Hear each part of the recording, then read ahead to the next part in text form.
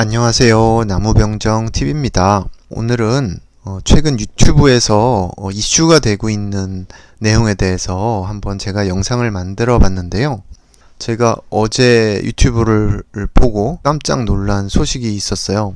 이번 선거에 사전선거에서 조작이 있다, 이런 의혹을 제기하는 유튜버들이 굉장히 많더라고요. 그래서 그 근거를 이렇게 봤는데, 한 가지 관심이 있던 거는 사전 투표에서의 득표율과 본선거에서의 득표율이 차이가 나더라.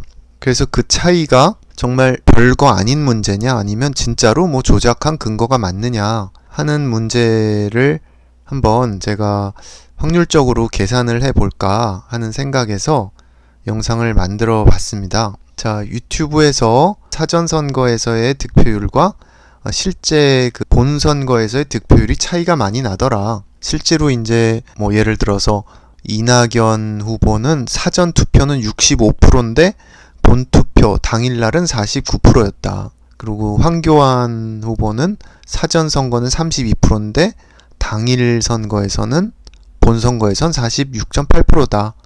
뭐 이런 식으로 일관되게 더불어민주당 후보의 사전 득표율이 본선거 득표율보다 최소 10%에서 16%까지 높더라. 이것이 통계적으로 어떤 의미가 있는가를 설명을 좀 드려볼까 합니다. 자, 통계학에서는 이렇게 비율 차이를 검증할 때 쓰는 방법이 크게 두 가지가 있습니다. Z-테스트, Z-테스트, 그리고 카이-스퀘어 테스트, 이렇게 두 가지가 있어요. Z-테스트를 통해서 뭘 할 수 있냐면 두 모집단의 비율이 같은지, 그러니까 두 모집단에서 이제 표본을 추출해서 표본 비율을 통해서 모집단의 비율이 같은지를 볼 수도 있고요. 또 얻어진 두 개의 표본이 같은 모집단에서 나온 것인지 또 볼 수 있겠죠. 다시 말해서 사전 선거와 본 선거 간에 비율의 차이가 있느냐 없느냐, 같은 모집단이냐 아니냐. 사실은 모집단이 같잖아요, 어떤 지역구. 그러니까 모집단이 같다라는 가정을 했을 때 이 결과가 나올 수가 있는 건지 한번 검증을 해봤습니다. 자, 간단한 Z-테스트 공식인데요. 뭐 요런 게 있다라는 정도만 아시면 될 것 같고 그냥 넘어가도록 할게요. 뭐 참고로 여기서 이제 P1 위에 짝대기 그은 거, P1 바는 표본 1에서 얻은 득표율, 즉 사전 선거에서의 득표율. 또 P2 바는 본선거에서 득표율, 이렇게 생각하시면 되고요. N1은 그 사전 선거 투표자 수, 그리고 N2는 본선거에서의 투표자 수, 뭐 이렇게 보시면 됩니다. 이렇게 간단한 공식에 대입하면 Z 값이 구해지는데요. Z는 표준 정규 분포를 의미하고요. 이렇게 계산해서 대략적으로 Z 값이 2.6보다 크면 두 개의 비율이 같다고 볼 수 없다. 즉 같은 모집단에서 나왔다고 볼 수 없다. 뭐 이런 식으로 검증을 합니다. 그래서 실제로 한번 해보니까 자, 비율 차이가 최소한 10%에서 뭐 16% 이렇게 났더라고요. 그래서 일단 제일 비율 차이가 적은 거를 사례로 한번 분석을 해봤어요. 그래서 중랑 갑 지역구를 해보니까 한 10% 차이가 나더라고요. 그래서 앞에 식으로 이제 대입을 하면 뭐 이렇게 계산이 돼서 Z값이 27이 넘으니까 굉장히 큰 값이 나온 거잖아요. 이제 이 큰 값이 나왔다는 거는 그냥 쉽게 말하면 두 개가 같은 모집단이 아니다 라는 결론인 거죠. 같은 모집단이라면 이제 이런 현상이 나올 가능성이 매우 낮다라는 걸 의미를 합니다. 여기서 이제 그 N1, N2, 즉 그 표본의 크기를 제가 10만으로 했는데요. 그래서 한 사전 투표율이 뭐 25%다 가정하면 뭐 25,000이 사전, 75,000이 본투표, 이렇게 되겠죠. 그렇게 해가지고 한번 계산을 해본 겁니다. 그러니까 이제 확률이 그 0.00001보다 낮은 확률이 나왔다는 건데, 이것의 의미는 뭐냐 하면 실제로 이제 이 두 개의 그 투표 결과가 정말로 같은 모집단에서 나왔다면 요런 결과가 나올 확률이 굉장히 낮다라는 뜻입니다. 이게 0.00001이니까 한 10만 분의 1이죠. 그 정도로 낮은 일이다, 그런 의미입니다. 뭐 n이 커지거나 또 이 비율 차이가 커지면은 이 Z값이 더 커지고 이 P값이 더 낮아지기 때문에 이렇게 될 확률은 더 낮아지는 거죠. 자, 이건 뭐 여러분도 쉽게 해볼 수 있는데 꼭 뭐 통계 패키지가 없어도요. 구글에서 G-score calculator for two population proportion 이렇게 찾아보면 내가 요 P하고 N 값만 입력하면 이 Z 값하고 P 값을 계산을 해줘요. 근데 이제 재밌는 거는 이런 현상이 한 개의 지역구에서만 생긴 게 아니라 여러 개에서 동시에 발생했다는 거죠. 인터넷에 올라와 있는 자료가 되게 많이 올라와 있더라고요. 보니까 이제 대표적인 지역구만 뽑아 놓아서 한 58개의 지역구에서 이렇게 차이가 났어요. 사전과 사후에 10% 이상씩. 각 지역구별로 한 후보에 대해서만 비율 검증하면 됩니다.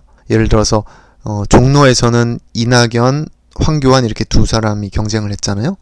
두 개를 다 검증할 필요 없고, 왜냐면 하나가 높아지면 비슷하게 상대방이 낮아졌으니까 하나만 하면은 이제 그런 결과가 나올 확률이 계산되는 거죠. 그래서 앞에서 계산을 해본 그런 확률이 한 10의 5승분의 1이었잖아요. 근데 이제 이런 확률이 58개 지역구에서 똑같이 발생할 확률은 이거를 58번 곱하면 됩니다. 10의 5승분의 1을 58로 곱하면은 10의 290승분의 1이 나오죠. 굉장히 낮은 확률의 사건이 발생을 한 거예요. 자, 이건 어떻게 해석을 하는 거냐면요. 정상적으로 투표를 했다고 하면 그걸 이제 귀무가설이라고 합니다. 통계학에서는. 정상적인 투표였다면 이런 결과가 나올 확률은 10의 290승분의 1이라는 의미입니다. 이게 어느 정도로 낮은 확률인지 잘 감이 안 오실 것 같아서 제가 인터넷에 찾아보니까 로또 1등 당첨 확률이 800만 분의 1이래요. 근데 이걸 계산하기 쉽게 하려고 그냥 1000만 분의 1이라고 해보죠. 1000만 분의 1이면은 10의 7승분의 1이잖아요. 그러면은 이런 투표 결과가 나올 확률은 로또 1등을 41주 연속해서 당첨될 확률과 같습니다. 거의 불가능하죠. 이런 결과가 나온다는 게. 또 동전을 던져서 설명하자면 동전을 932번 던져서 연속해서 앞면이 나올 확률과 같습니다. 만약 이런 결과가 나왔다. 동전을 막 900번 던졌는데 계속 앞면만 나와요. 그러면은 그게 정상적인 동전일 가능성이 없죠. 네. 그래서 정상적인 동전이 아니다. 귀무가설을 기각하게 됩니다. 이제 그게 통계적 분석의 방법입니다. 자, 근데 제가 좀 전에 계산한 게 굉장히 확률이 낮은데 실제 확률은 이것보다 훨씬 더 낮아질 것 같아요. 왜냐하면은 저는 첫째로 비율 차이가 10%인 걸 예를 들어서 확률을 계산했는데 사실 대부분 그 사례에 나온 지역구에서는 그 차이가 10%보다 더 컸어요. 이게 커지면요, Z-밸류가 더 커지고 또 P-밸류, 실제 확률은 더 낮아집니다. 자, 득표수는 10만으로 계산했는데요. 보통 이제 이 수도권 인구 많은 데는 10만보다 더 많고요. 또 지방 이런 데는 좀 적기도 하고 한데 그냥 계산 편의를 위해서 일단 10만으로 했습니다. 근데 사실은 더 높아질 수도 있고 일부 지역은 요거보다 아마 더 좀 낮을 수도 있다는 거. 그리고 제가 이제 계산을 해보니까 G테스트 결과에서 P값이 0.00001이 나왔어요. 근데 이제 그 구글 계산에서 0.00001보다 낮다라고 결과가 나왔어요. 0.001이 아니라. 그러니까 실제로는 더 낮은 거예요. 더 낮은 거를 표현을 할 수 없기 때문에 이렇게 표현을 한 거일 뿐입니다.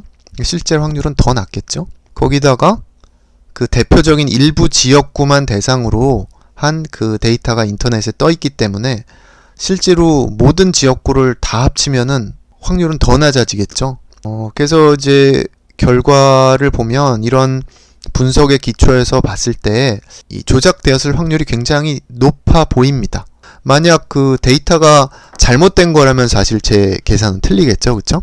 자, 실제로 인터넷에 있는 자료가 사실이라면 사실 일반 사람들 입장에서 확률 통계 개념이 없는 사람들 입장에서는 뭐 그럴 수도 있겠지 하겠지만 이제 확률 이 개념을 가지고 보면 사실은 굉장히 불가능한 결과입니다. 자, 그래서 단순한 분석에만 기초해 보면은 만약 사전 투표가 정상적인 과정으로 이루어졌다면은 이런 결과가 나오는 거는 사실은 불가능합니다. 확률적으로. 물론 제가 이렇게 분석한 게 좀 한계가 있어요. 제가 쓴 분석은 그 모집단이 무한히 크다라고 가정을 할 때 거기서 이제 표본 추출했을 때의 분석법입니다. 자, 비율 차이를 검증할 때 원래 통계적 분석은 이게 정말 통계적으로 의미 있는 차이인가 아니면은 그냥 뭐 확률적으로 충분히 발생할 수 있는 거냐라는 게 좀 애매할 때 쓰는 방법이지, 지금 이제 인터넷에 떠도는 이런 자료처럼 차이가 이렇게 명확하게 드러나는 경우는 통계적 분석조차 필요가 없습니다. 그래서 이제 결론적으로는 아주 낮은 확률의 일이 일어났다. 네, 감사합니다.